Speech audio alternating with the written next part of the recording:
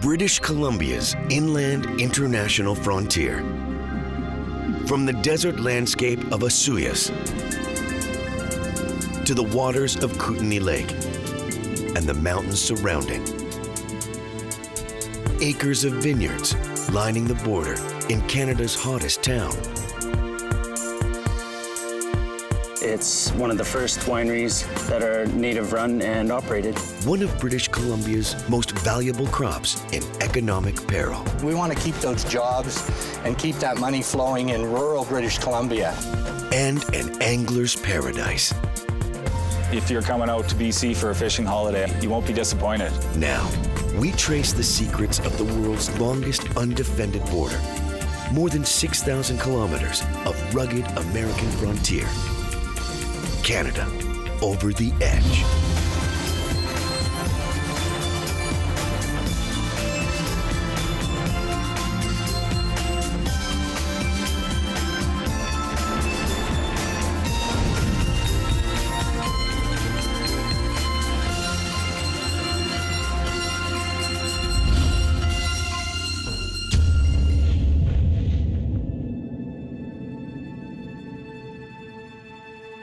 On approach to the border town of Osoyoos, British Columbia, incredible desert landscape stretches for kilometers.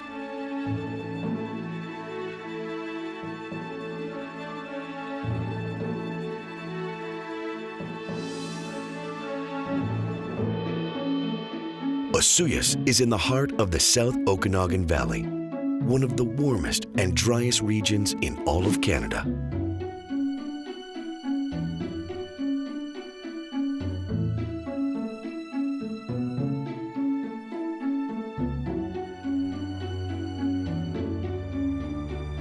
The town is home to just under 5,000 people, located opposite Oroville, Washington.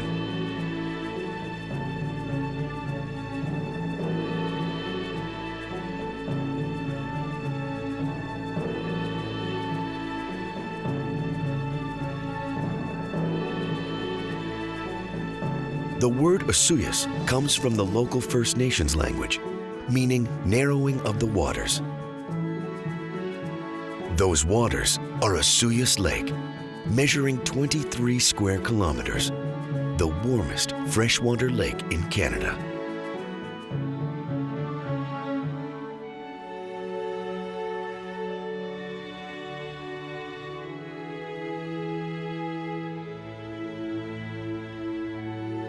And the area surrounding Osoyoos features an amazing array of landscapes.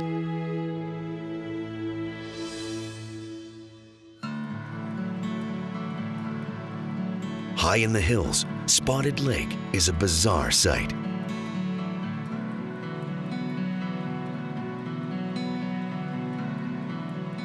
The lake holds one of the largest concentrations of magnesium sulfate, calcium, and sodium sulfates in the world.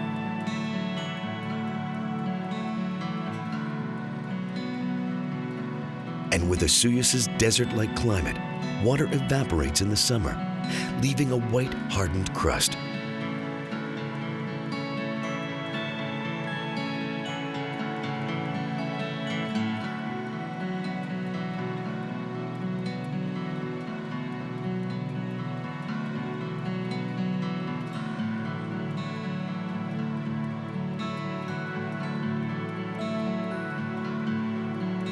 According to local First Nations legend, these waters hold incredible healing powers.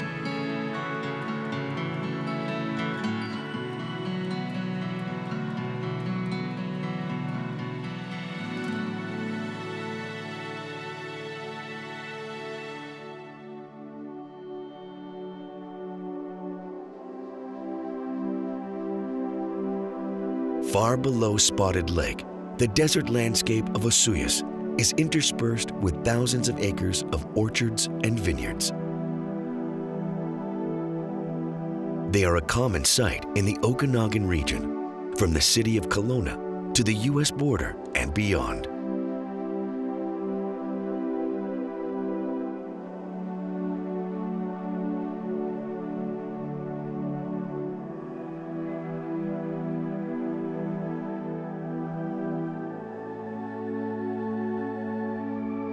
Today, Osoyoos is one of Canada's emerging hubs for wine production and the site of Canada's only Aboriginal winery. My name is Justin Hall. I'm the assistant winemaker for Cannabis Cellars. It's one of the first wineries that are native run and operated. Osoyoos is located roughly 5 minutes away from the Washington border, just above Oroville. We always joke and say it's a stone's throw away. It's roughly 4 hours away from the coast, Vancouver area. Right down south, right on the border, really hot temperatures. You're roughly 30 degrees in the summertime. Very, very nice place.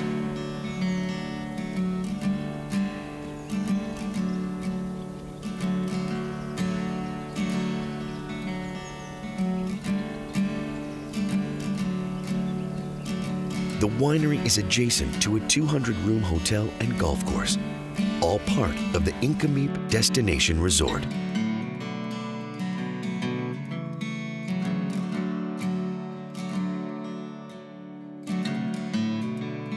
Their production facility here produces, bottles, and distributes wine.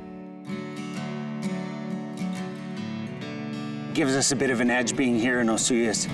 We're typically one of the hottest places in Canada. Almost the record's somewhere around 42 degrees, and we've hit that number several times. As you travel more north up the valley, you lose a couple degrees per town. To begin the wine process, it all starts here in the vineyard. The best wines are made directly out in your own vineyard, and that's where the whole start of the process begins. Growing the grapes, you know, we've had the third hottest summer in 15 years, which will give us a good quality wine in the end product.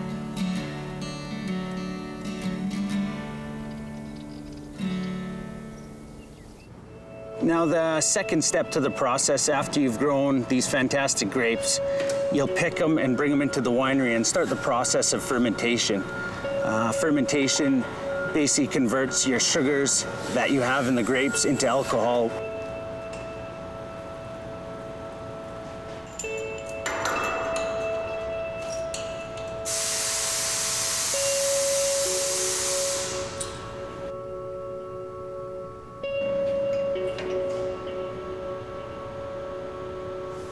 The wines are aged for 18 months in French and American oak barrels. We start our blending process at that point, and we'll come up with a blend that we think fits the wine palate and the consumer palate. Part of the third process in this whole step is that now your wines are made, what you want to do is make sure that your consumers are enjoying the wines. We enter competitions, we enter them throughout the world. You got many, many different places that you have to compare your wines to other wines and ensure that your quality is superior.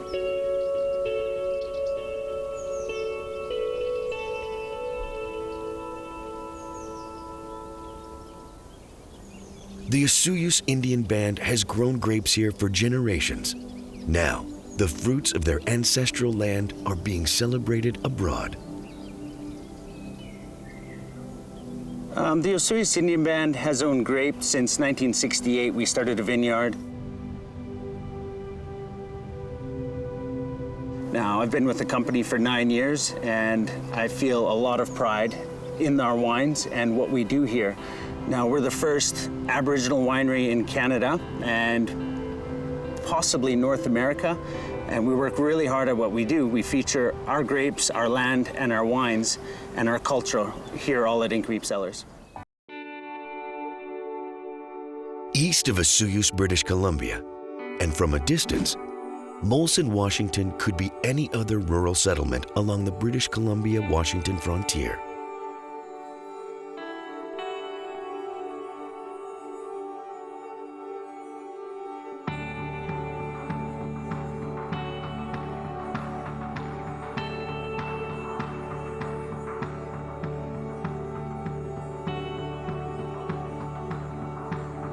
But a closer look reveals abandoned turn-of-the-century structures. It is a near ghost town, located just 2 kilometers south of the Canadian border.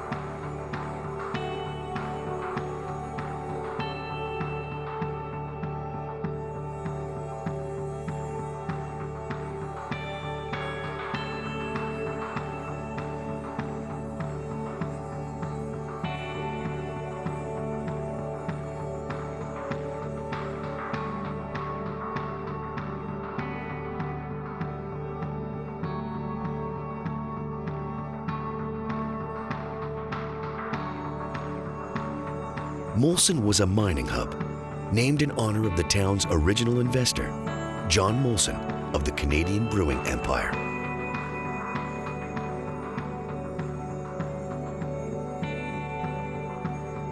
Today, the ghost town features a museum celebrating the region's gold mining glory days.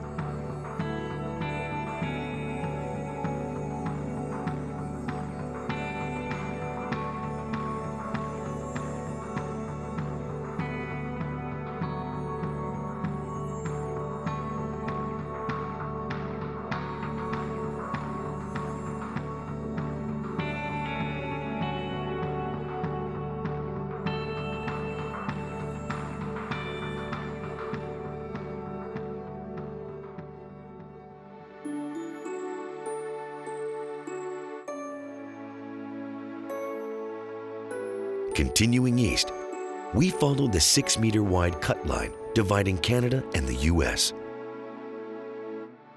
Far below, the vineyards of the South Okanagan are replaced by the forested hills of BC's boundary country. On the American side of the border, Colville National Forest represents 1.1 million acres of protected tranquility.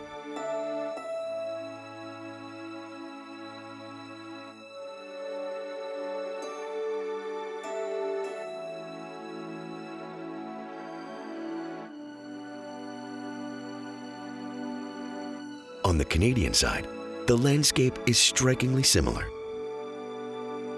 It is a rugged, remote stretch of frontier, tracing the path of the 49th parallel.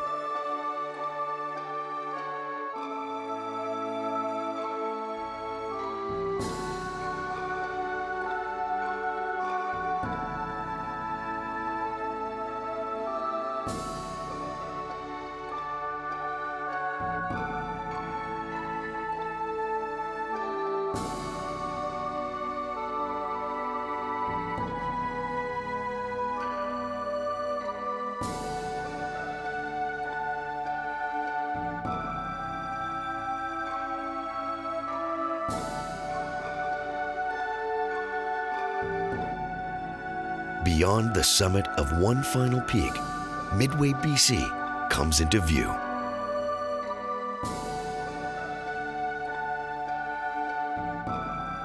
Midway is set in the heart of the Kettle Valley, with roots dating back to fur trading and mining in the 19th century. It was known as Boundary City until 1894. Today, Midway is home to just over 500 people, including Rose Bolts, owner of Midway's truly international ranch. Hello, my name is Rose Bolts, and I live here in Midway, BC, on a cattle ranch right at the edge of town. Our cattle ranch is called Bolts Hereford Ranch. And we have about 120 cows. What is really unique about this ranch is that we own 40 acres in Canada, and there's almost 40 acres in the US.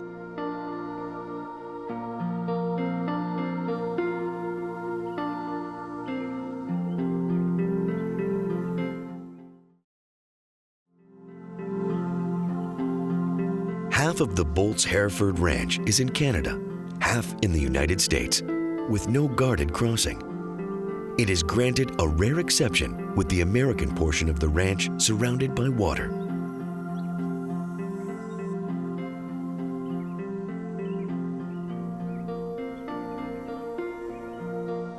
We think this is really quite a unique place because you see the line for the border is up there. This is Canada, that's the United States. And we can raise our crops here. And it's possible to do this all because of the river and the creek coming together to form a little isolated area that could not be accessed from the U.S.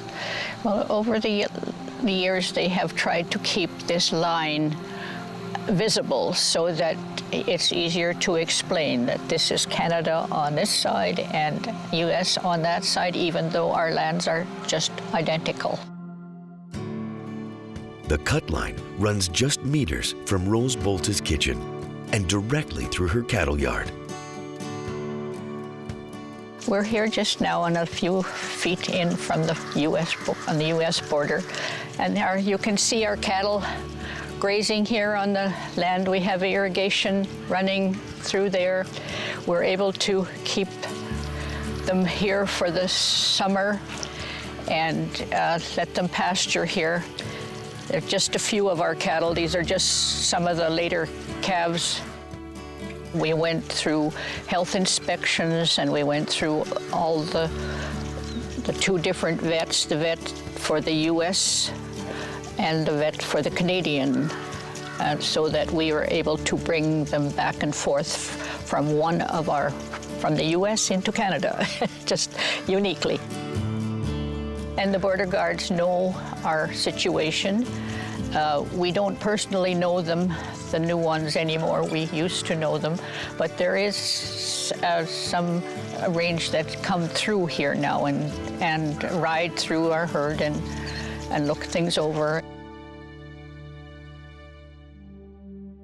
After more than 6 decades in Midway, Rose Bolt's understands life on the edge like no one else.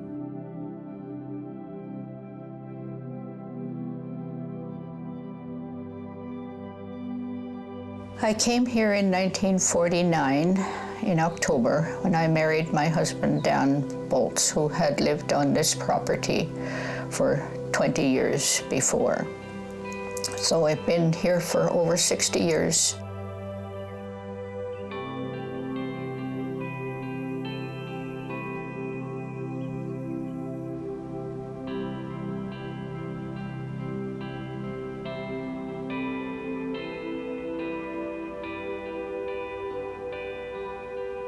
It was quite tiny and very unique, our little town, but I've seen it grow and seen many wonderful changes in it. Hopefully everything will continue.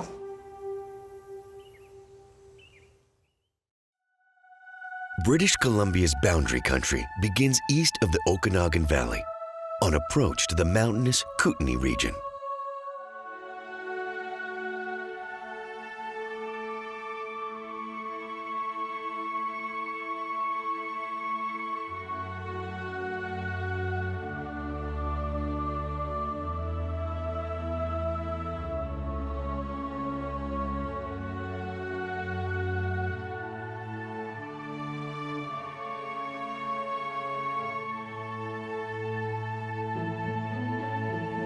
The landscape is highlighted by rough terrain and dense forest.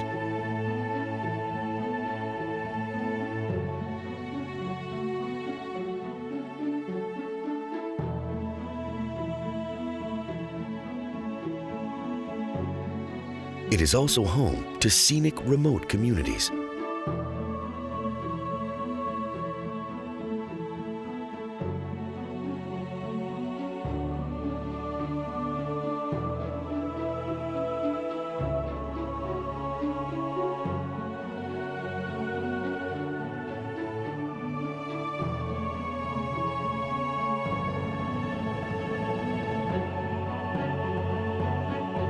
East of Midway lies the border town of Grand Forks.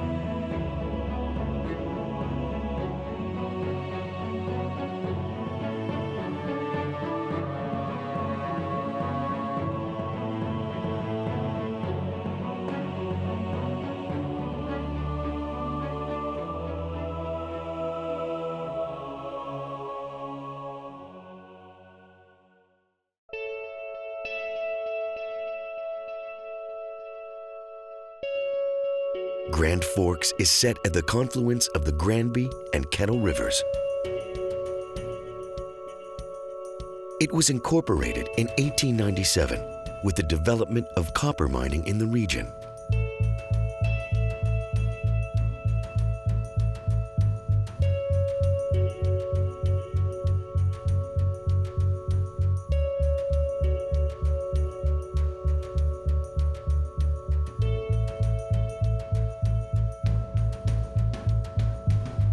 In the early 20th century, the population increased dramatically. Thousands of Russian farmers, known as Doukhobors, arrived in the area in search of prime farmland.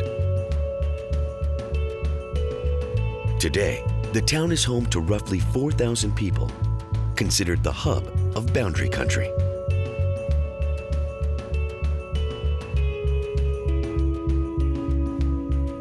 Its main industries are agriculture and logging. The community's sawmill sits in the heart of the town. It is key to the local economy, shipping valuable forest products south by rail.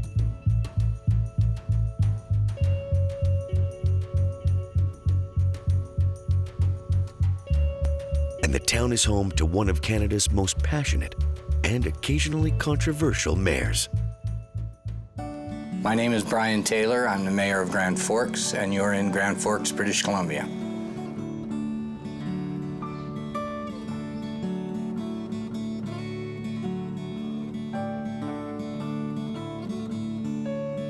Well, Grand Forks is a population about 4,000 with another approximately 4,000 in the surrounding area. We're equal distance from major centers from Calgary, Spokane, Kelowna, Vancouver. The town lies just north of the 49th parallel, British Columbia's largest border community east of Osoyoos. Its unique geography presents common issues shared by settlements all along the Canada-US divide. Well, as you know, the borders are not always very friendly. I think that they can be very intimidating for people. Some people move here because they enjoy the opportunity to enter a foreign country, but there are also people who won't live here because half of their geography is cut off. Well, you know, things have changed over the last few years, but if you go back into the 60s and 70s, we had a fairly open flow of people back and forth across the border. Americans came up here to use our recreation facilities, came up for the movie theaters, but bit by bit over a period of time, and after 9/11, things really tightened up. As mayor, Brian Taylor sees many challenges along this frontier, but he is driven by one in particular. Taylor has been a cannabis activist for decades. He says the economy of cannabis is worth millions to the region.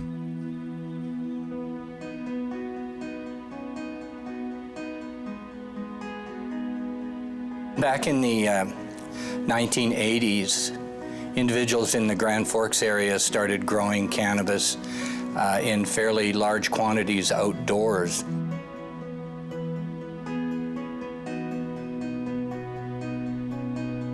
But throughout the Kootenays, cannabis has continued to be a major economic activity, and for a lot of families who grow small amounts, I mean by small amounts that they might make $20,000 or $30,000 or $40,000 a year, enough to pay their mortgage and fix their vehicle up and buy clothes and get the kids ready for school. That's the kind of army of the ordinary that basically form the backbone of the marijuana economy in the Kootenays.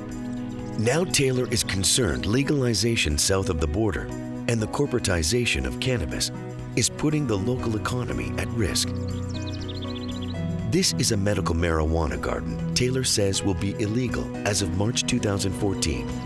Based on new government guidelines, he says will squeeze out small operations. So the problem here in British Columbia is things are changing really rapidly. The challenge for the rural areas is that if big companies come in and monopolize the growing, it's not going to spread that money around the rural areas the way it should be spread around. The growing is very labor intensive. The processing is labor intensive, and we want to keep those jobs and keep that money flowing in rural British Columbia, not allow it to be controlled by multinational corporations, which is the fear that we have.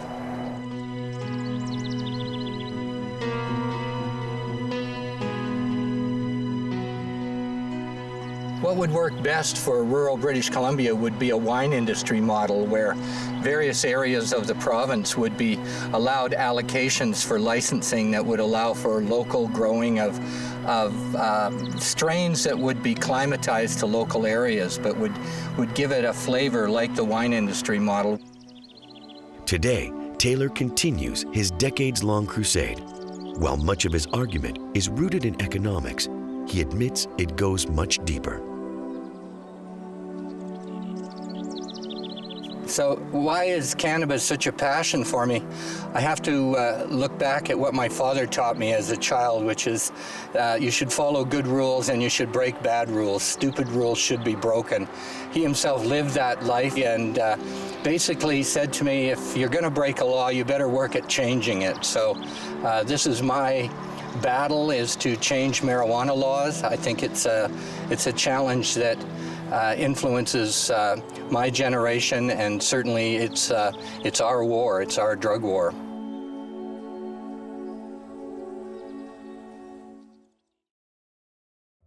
Northeast of Grand Forks, British Columbia, Christina Lake is more than 15 kilometers long.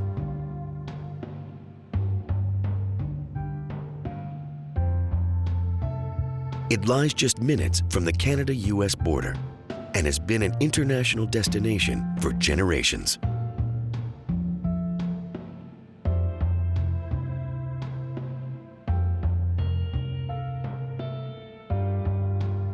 As far back as the late 19th century, Americans and Canadians traveled by rail to spend their summers here. Today, cottages line the shores of Christina Lake.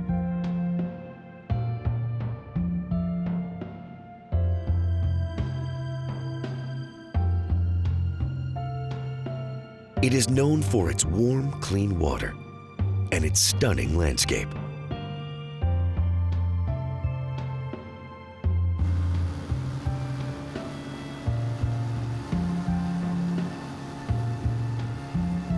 The region surrounding offers cross-country skiing and snowshoeing in the winter months, and camping, hiking, and water sports in the summer.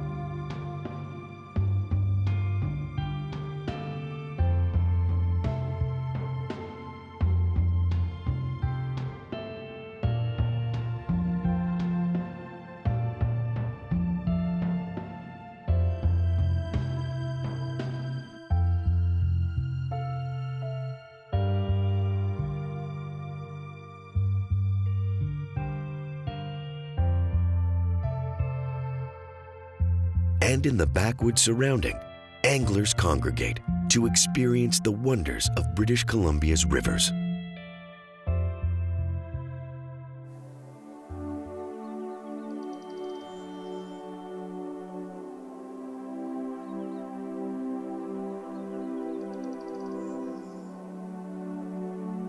My name is David Fitzgerald here in Grand Forks, British Columbia. We're in the Kootenay Boundary region, and we are looking at the Granby River.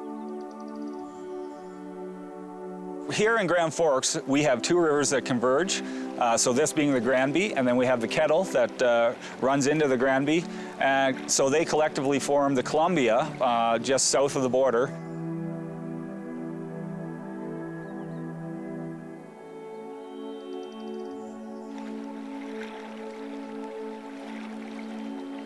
So you have a variety of communities that virtually fish the same waters, and at various spots they're called different things, but virtually they're all linked together. So where we are right now is we're just north of Grand Forks, probably come maybe 10K up the road and dip down to the Granby here. Fitzgerald has been an angler his whole life, and he's lived in Grand Forks for more than a decade. In that time, the Granby River has become a second home. This is a 5-weight rod. I built this one back on the east coast of Nova Scotia, where I hail from. me and a high school teacher, and put her all together. So nice little rod for this kind of river when the water's low like this. You don't need to go very far. So fly fishing's great. You use a variety of patterns. I'm not going to reveal our secrets, but you try the floating, or you can try dragging something off the bottom.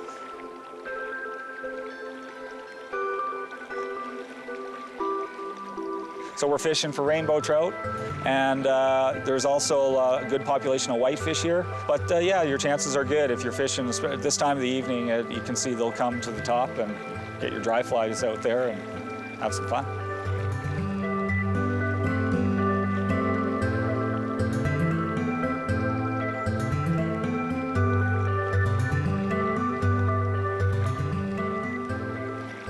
I enjoy tying my own fly, so if a fish even looks at my fly and gives it a chance, then I feel like I've already kind of beat them, so I don't necessarily have to reel them in to feel like I fooled them.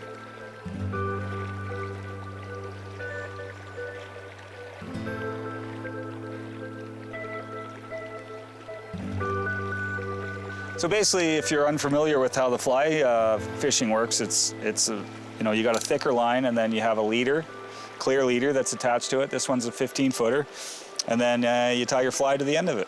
And it's a bit of a different casting technique, which you'll see. So yeah.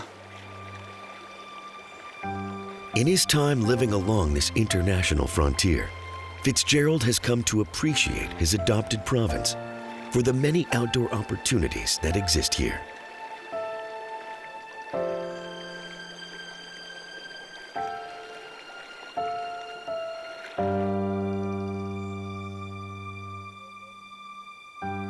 We've got so many things to do if you're an outdoor enthusiast, with mountain biking, downhill, cross country. A lot of guys are into the dirt biking, dual sporting, lots of nice loops around for guys road biking.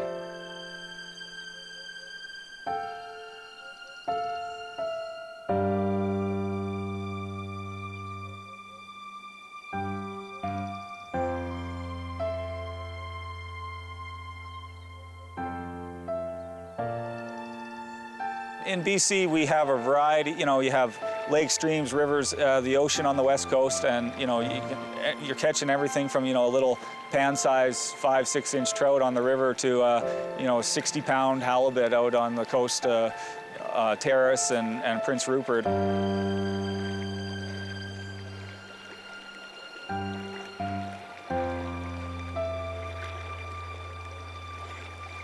I moved here 10 years ago, and this river was closed. There was a no fishing regulation. They wanted to pump up the fish stock, so they opened it a couple years later, and it's been phenomenal. That's just a little one, but... Today, Fitzgerald will head home empty-handed. But a prize catch is hardly the most important aspect of life on the river. Okay, so yeah, we're done for the day here. One of the things I love about fishing here is this, a lot of people pay a lot of money to come here and vacation, and this is a place where I live all year round, and I try to take advantage of it. If you can get down here and try fishing on the Granby, you won't be disappointed. Continuing east, Gladstone Provincial Park lines the shores of Christina Lake.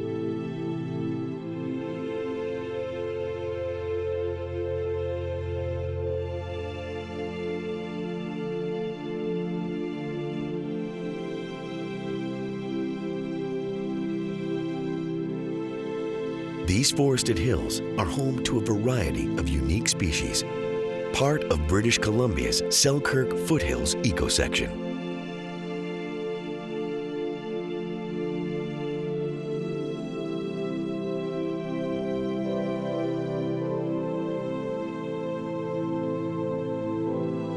Further, the landscape begins to rise.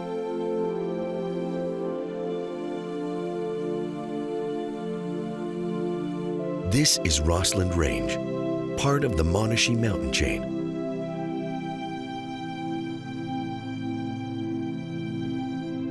More than 2,000 square kilometers of soaring hills.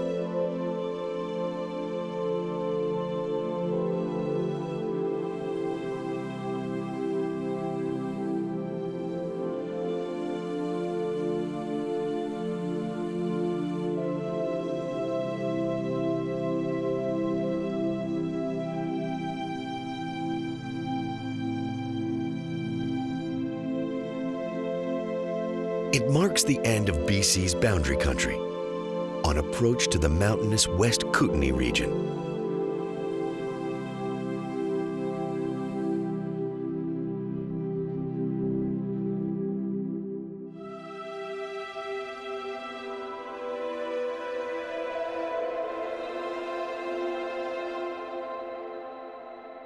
Finally, we reach the city of Trail, the first major community in the West Kootenay region, just 10 kilometers north of the Canada-US border.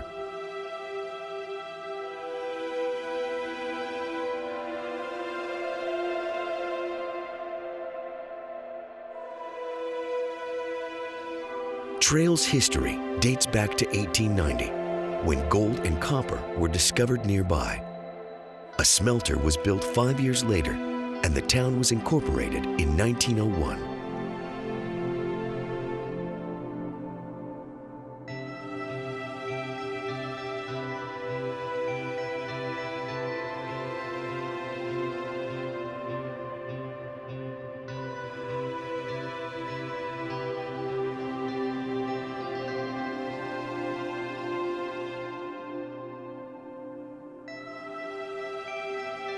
Today, that tradition continues. Trail is home to just over 7,500 people and one of the largest lead and zinc smelters in the world.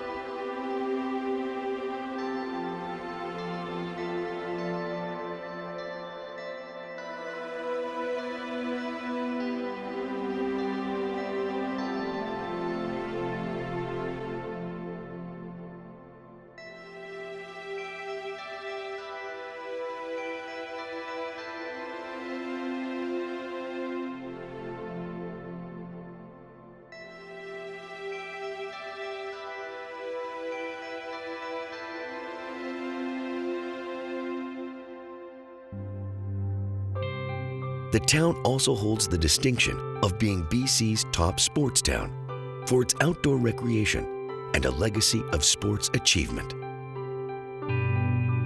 In 1961, the Trail Smoke Eaters traveled to Switzerland, where they represented Canada in the World Hockey Championships. They would become the last amateur team to win the gold for Canada at this prestigious tournament.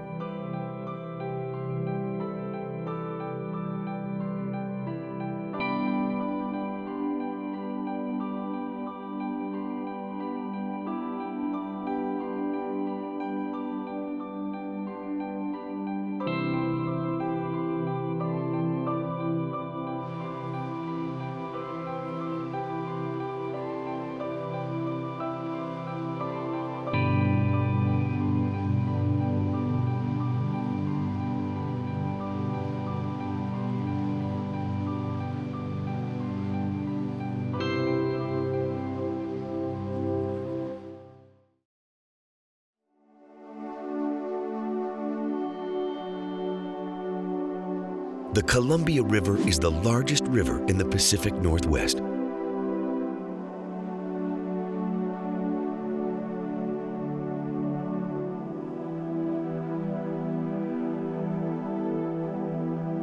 It measures 2,000 kilometers, flowing from British Columbia through Washington State, along the Oregon boundary, and finally, the Pacific.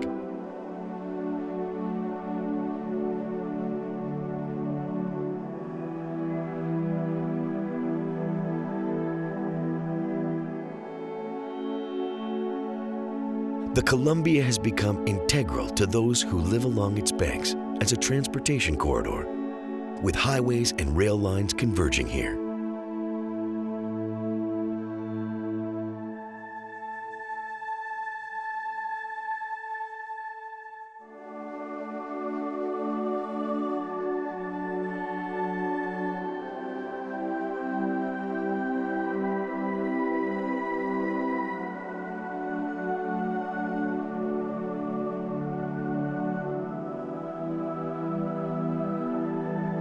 The river is also a source of energy, with more than a dozen major hydroelectric projects on its path.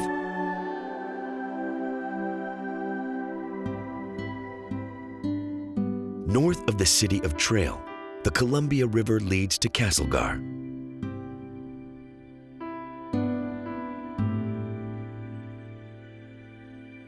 Castlegar is set at the confluence of the Columbia River and the Kootenai River.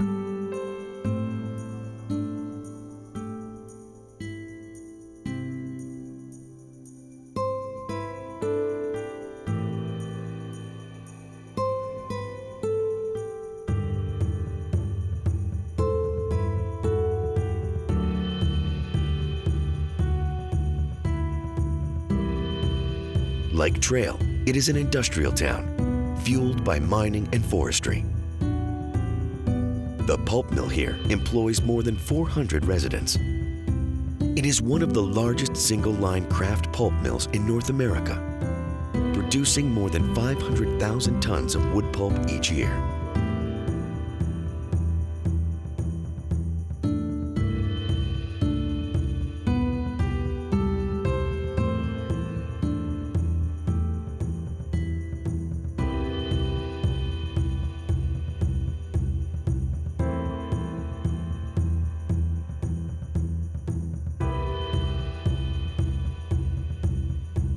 Like Trail, Castlegar is nestled between scenic mountains, often shrouded in fog, and known affectionately by pilots as Cancelgar.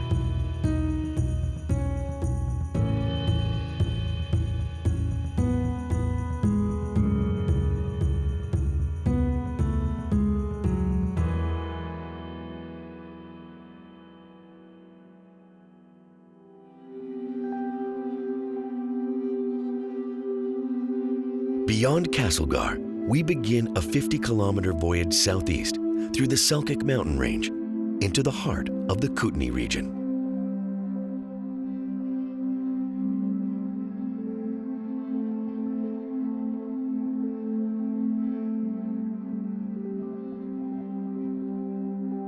The region takes its name from the indigenous North Americans who have resided here for thousands of years. The Ktunaxa or Kootenai peoples come from both sides of the Canada-US divide.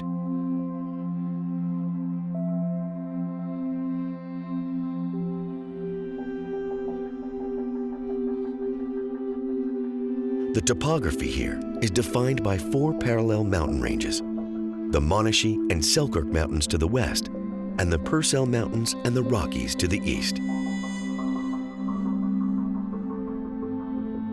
It is an incredible landscape. The Kootenai region is home to 4 of British Columbia's 7 national parks.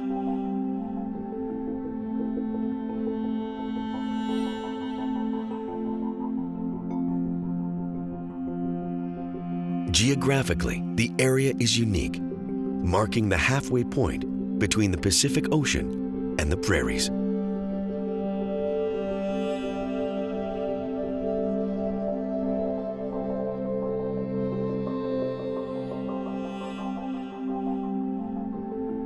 The region also features the Crow's Nest Highway.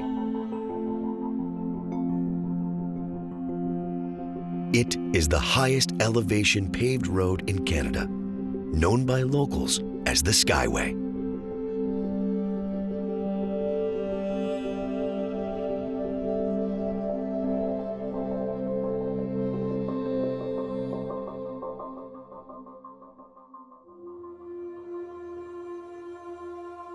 To the east, we leave the mountains behind and enter the pristine Creston Valley.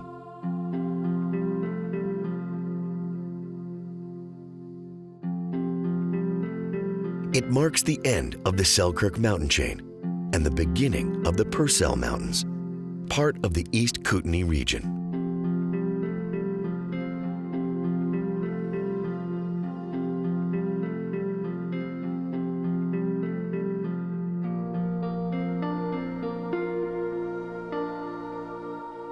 The valley features fertile fields, wetlands, and a wildlife management area covering 17,000 acres.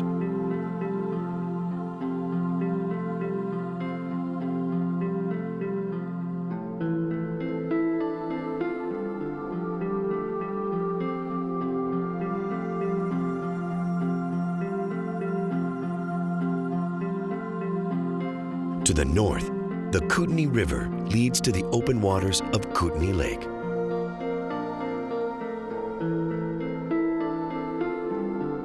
The lake is 104 kilometers long and 3 to 5 kilometers wide. One of the largest lakes in British Columbia.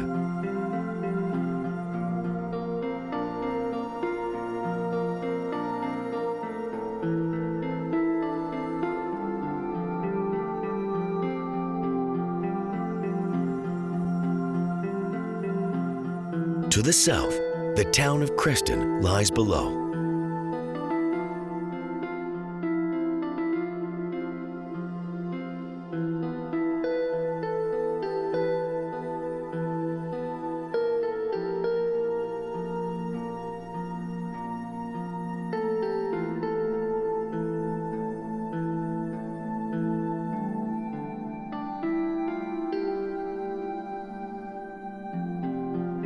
The original First Nations inhabitants arrived here 11,000 years ago. European settlers arrived in 1883.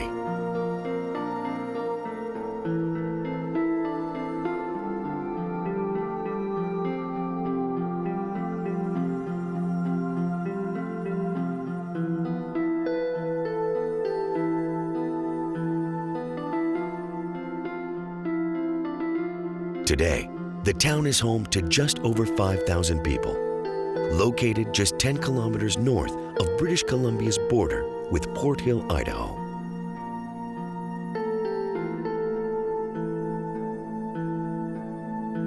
The border communities are so close in this remote region that many businesses accept either currency on both sides of this international frontier.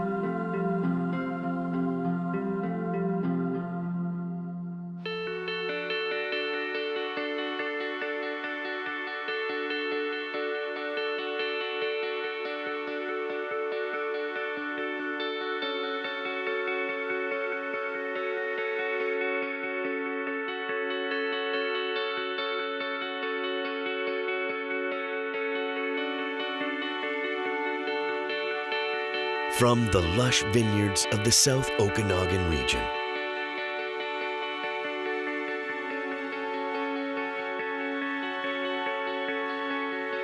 and the border town of Osoyoos,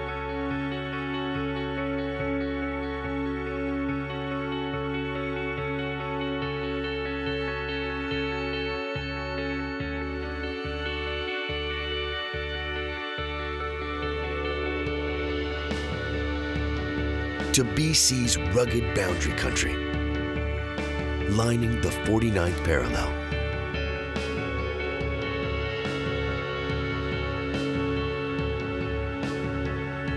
To the soaring peaks of the Kootenay region's awe-inspiring mountain ranges.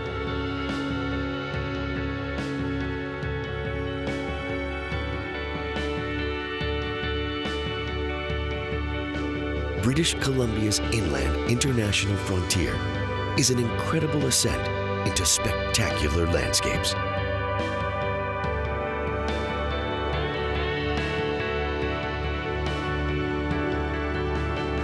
It is rugged, remote communities building for the future in a region rooted in rich natural resources.